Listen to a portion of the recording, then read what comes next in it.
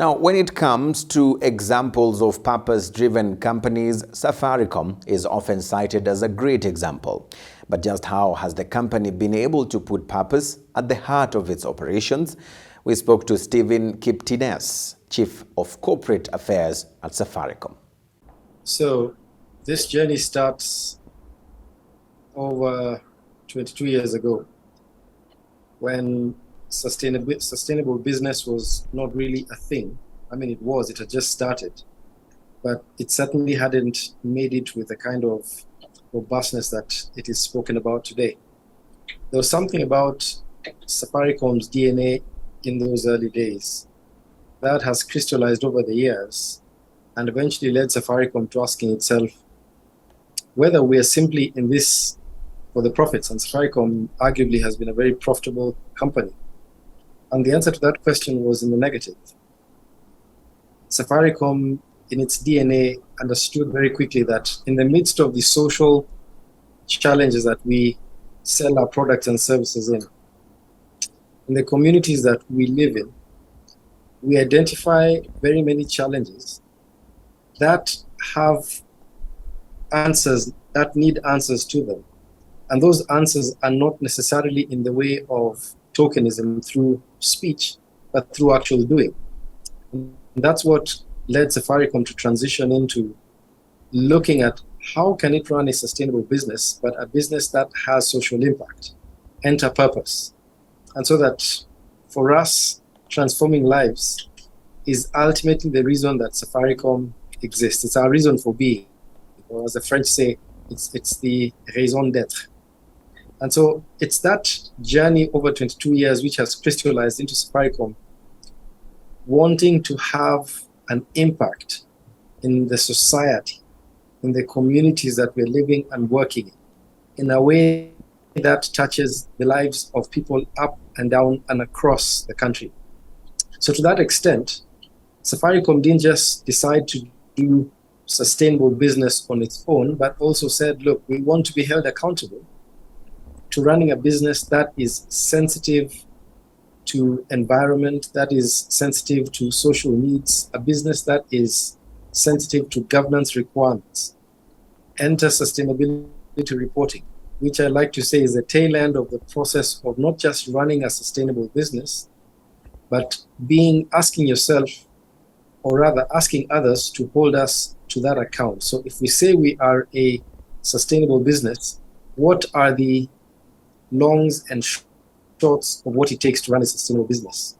Again, there are standards which have been accepted globally as those that would be used for assessing what it is to run a sustainable business, which then finds its way into a sustainable business report. And indeed, this morning we just launched the 11th edition of our sustainability report, and the theme was Partnership for Growth, Transforming Lives. So talk to us a bit about how Safaricom demonstrates shared value. Is the approach where you're not running business purely for the sake of profits, but you're running business in a way that creates value that is shared. So business is known to be for profits, and indeed it's an honorable thing to start a business for profits. However, in those profits that the company is chasing, is a company also chasing social impact? Is a company chasing a way that leaves an impact through benefits to the communities and societies it lives in? And one of the better examples of a product that Safaricom has innovated is M-Pesa, globally acclaimed.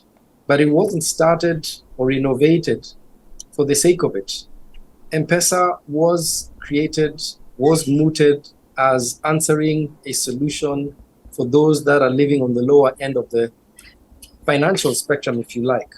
Individuals that did not have access to banking services in the way that we know it today.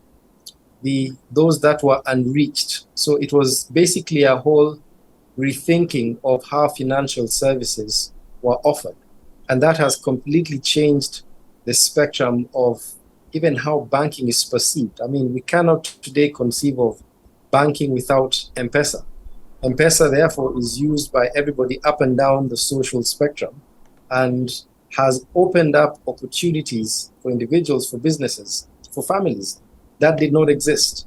But it has also created the opportunity for Safaricom to partner with businesses and associations, entities in different sectors of the economy, whether it's agricultural, whether it's financial, whether it is healthcare, it's education. M-Pesa is all permeating. Now, what roles can companies such as Safaricom continue to play through the use of technology to create shared value and deliver much needed solutions to the societal problems that we continue to see today? So I'll start with a quote that my CEO often repeats, which is to say that the usefulness of technology and innovation does not lie in innovation for the sake of it or for just the uniqueness, celebrating that, yes, we have a solution that's unique, but what societal need is that innovation going to address? And hence the example of M-Pesa. So you have to take into account that as a technology company, what we do is innovate amongst other things. So we have to innovate within the context of how do we share the value that we are creating. Yes, we are going to make profits ultimately, but how do we distribute and share this value in a way that addresses sustainable development goals? We are a telco company as well, at heart, in fact. So therefore, we use our networks to provide connectivity on which services and products are accessed by our customers. And so it's taking innovation in a way that says, is there a social need that this innovation is meeting? If the answer is yes, then full speed ahead with it, but not just to the extent of profit making, but to making sure that as this innovation meets a social need, we're doing it in a very coherent fashion that allows us to be ESG compliant, allows us to check off, and this might not sound good, but to meet the key sustainable goals that run parallels with that solution or that innovation that we have innovated. Mm-hmm. And ultimately then, it leads to better partnerships. Safaricom cannot do all of this, cannot create shared value, cannot lead to all these solutions without partnerships across the spectrum of business. Right. Well, Safaricom is part of the Shared Value Africa initiative, but what does it mean for the company to be participating in the upcoming Africa Shared Value Leadership Summit? It's absolutely exciting that, in fact, the Africa Shared Value Leadership Summit is in partnership with GSMA to create a forum where businesses can go in and discuss not just business strategy that is profitable, but how do we take the dots, join the dots from profit to purpose, profit to social impact, profit to sustainable business in a way that takes care of our environment. And this is very exciting because it is the first time that we're having this conference on the continent. And so it's a platform for Safaricom and like-minded businesses to have a powwow about what are we doing right, what are we doing wrong, what can we do better, what can we partner on to ensure that we are leveraging on the different strengths that would be in the room. How do we assess what we are doing in a way that creates accountability? So really, it is the platform to discuss how to do sustainable business better, how to connect profit with purpose, and therefore create lasting partnerships that our communities will be able to identify with and indeed look back and say, yes, value was created by these companies despite the fact that they were still seeking profits. Mm-hmm. And ultimately, it's also a place for us to hold ourselves accountable to what we are doing about the sustainable development goals. I think that's a really key aspect of running a sustainable business. Stephen, how do we harness the power of shared value and digital technology as we start looking at ways of transitioning to a more climate-friendly and just society on the African continent? So we need to make sure that in moving ahead towards achieving the SDGs, we are carrying as many people, as many communities as possible.